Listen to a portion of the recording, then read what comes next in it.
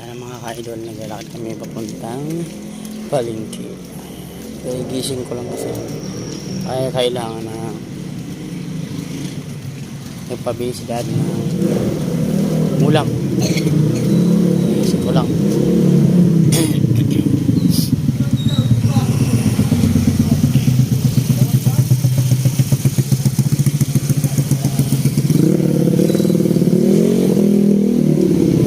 Palengke po, palengke.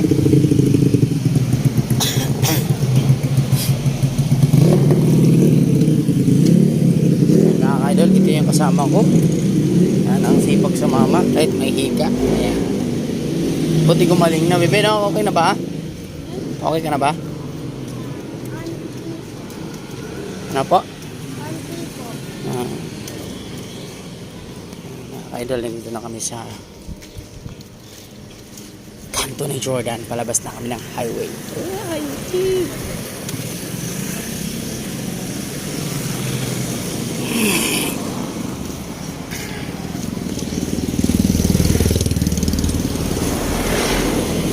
nakakailan ngayon lang ulit.